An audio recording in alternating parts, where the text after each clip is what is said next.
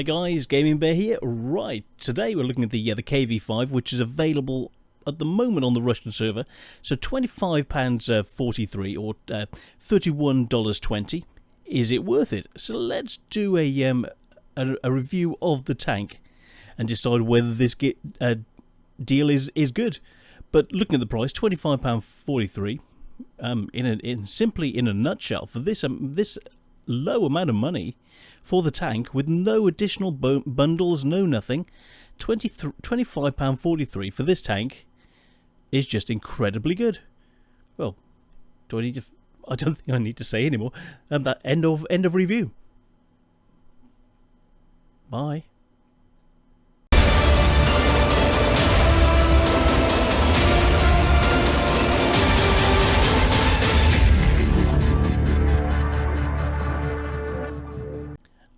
Right, guys, the KV-5, simple enough to get, but I thought I'd do a quick review comparing it to the VK 100.1p, which will be coming according to Wargaming. So let's have a look at the stats. DPM 2100, which is really good. But you've got to bear in mind that it's a fast-firing gun that's not very punchy.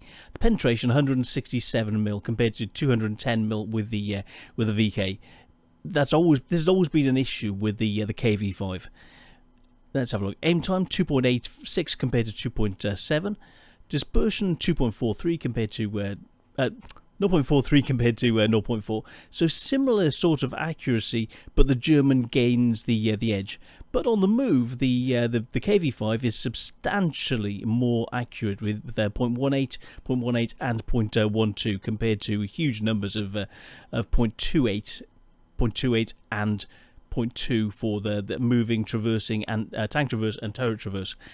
After firing, the bloom is 4 compared to 2 with a VK, so that's one issue.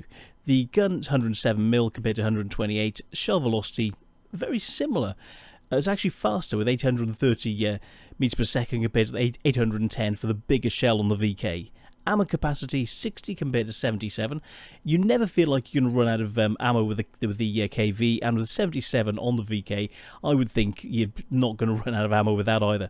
Top speed 40 compared to the 20 of the VK. This is a beast. The weight and the speed makes it into a ramming monster. It always was. Reverse 11 compared to the 15 on the VK. I think the VK needs it. Then we got the power, 1200 compared to 1000, and horsepower per ton. We're looking power to weight, 12.01, which never seemed great, but compared to the 8.35 of the VK, it's very, very good. Traversing, they're both 18, so that's manageable. Terrain resistance, 1.26 compared to 0.8, 1.6, and 2.86 on soft. But I think it's there to balance it out in comparison to the VK. The VK needs the help, so it's gone from 0.8, 0.9, and 2. The VK seriously needs help because it's down so low at 8.35. Yeah, you can't help it. The gun elevation, 22 degrees, is no slouch, but the VK's 30 is much better. The gun depression, 7 degrees compared to the VK's 8, is actually quite healthy. Gun traverse, they're both identical, 26.25. A little bit slow on the turret traverse, but they're both very good. Well, they're identical. So, yeah, it's not the fastest, but they match each other is what I mean. Then the turret traverse, 21 compared to 20 with the VK. So it's got the edge on the VK that way, but the lack of punchiness is an issue. We then, weight 99.99, tons compared to 119.7. So the VK is actually 20 tons heavier, which is just unheard of. Then we come to the armor, 180, 150, and 140, but it's mostly flat, but it's very solid. Apart from the droid issue we need to look at, and the fact that this armor was recently buffed. So the VK's got 140, 120, and 80. I was going to compare with the Lerva, but this is available, and I think this is going to be a better vehicle. Even though the Lerva's been buffed, this will gain a bit of traction. The turret, 210 with the VK, 100 on the side and 80 compared to the 180, 180, 180. The turret on the KV is very tough, but that droid we'll have a look at towards what people class as the droid. Then we come to the track armor, 20mm compared to the 40 on the VK. Health, very similar, 1780 compared to the 1650 with the VK, very similar. The engine health is quite good at 360 compared to 255 on the VK, which is a little bit underwhelming. The track regeneration is 180 on the KV-5, and it's lackluster with 127 on the VK. Track health, that's the regeneration. The track health itself, sorry, the engine regeneration I meant. The track health, they're both very similar. 230 on the VK, 220 on the KV-5. And they both regenerate similarly, but the VK's got the edge by 10mm at 110 seconds with the 175. Ammo rack health, identical at 220. View range is an issue. The German view range comes into play and is very good at 380 compared to the 350 of the KV. You need to be closer to actually be able to see things. It's one issue with the KV-5. Radio range is awful at 440 with the KV, so that's something to bear in mind. 710 with the VK. Chance of fire, you're looking 15 for both of them, so it's identical. And the camo rating says 1.54. Basically, yeah, it's so big you're not going to hide it. The VK has got no camo rating at the moment. So let's have a look at the 3D model at this stage. There we go. Now this is the what I class as the droid. The side small. Let's have a look at the live. Now looking at the tank as it changes as you look at it. The tracks, basically this whole area is incredibly strong. The front plate is very strong. The front of this dome here, it will be facing you. So this is 180mm, but it's able to be it's difficult to penetrate. What I class as the droid, which has been buffed, this 140mm, it used to be weaker, but this green area is still an issue. The tank, when it's looking at you, the V around the gun is 180mm roughly, which is very, very good. But then the rest of it gets tougher, very, very tough. And up above, the weakest area, similar to this area, which is the weakest. The droid here is the weakest, 140mm. Up above, 150mm for the Commander's Cupola. So this is what you have with the KV-5. Let's have a quick look at the armor on the VK, so bear with me a moment. So the VK, this is what it looks like. It looks incredibly mouse-esque. The turret from the front, you're looking flat area 210. Commander's Cupola 180mm as a weak spot. Down below, the lower plate is a weak spot, 170mm effective, 120mm of armor.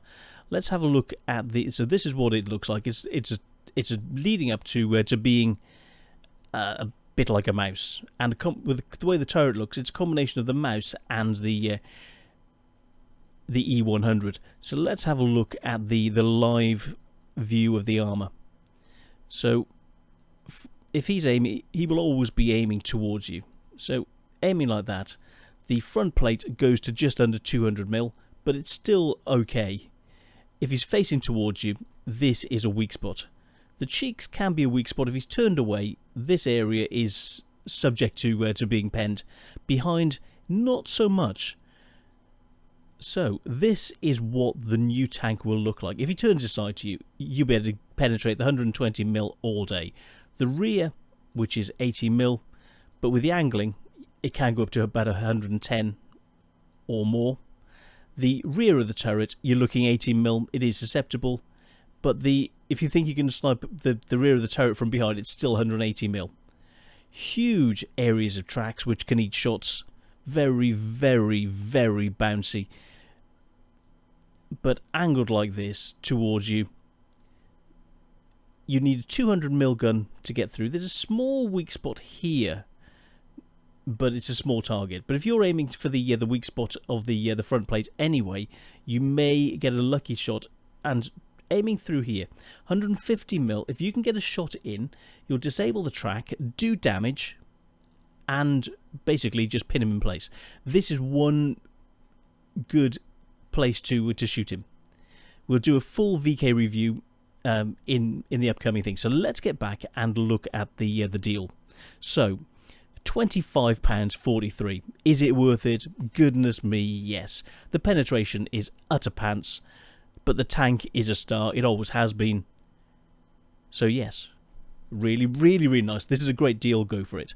The Lurva is great. They've buffed it. Very, very good at the moment. And the new VK100.1P, which will be coming up. Very, very nice tank. Very impressive. It looks good. It's going to be slow around the battlefield. Very slow. It's going to be a lower level mouse, but it's lovely. It's really, really nice. I will be getting that. So no matter what it costs, I will be buying that tank, and that's just for my collection because it looks so nice. So that's me, Gaming Bear, looking at this. I've got gameplay and other reviews. This has been buffed since those reviews. It's even better than it used to be. It's overpowered. The gun is still pants, and you've got no way you're shooting, or just ram them completely, and just use the fast-firing guns on lighter targets with no armour, and you can use that DPM. But for £25.43, is it a good deal? It's a quadruple pause. This is only the second quadruple I've given out. KV-5, the legendary KV-5. Is it worth it? Goodness me, yes, definitely. So that's me signing out, and I'll see you soon. Cheers, guys. Bye. Hi guys, Gaming Bear here. Right, just a quick end to the video. I'm off for Christmas with Little Miss Gaming Bear. We've got visits to family tomorrow, and I'll be re-editing more videos as it comes along with the Steyr, the 122, the KV-122, and other videos which are going to be in the pipeline. So they will be with you very, very shortly. So that's me signing off. And oh yeah, my mum's 70th as well. So there's lots coming up over the next few days. Lots of editing, but lots of family time. So I'll be back very, very soon.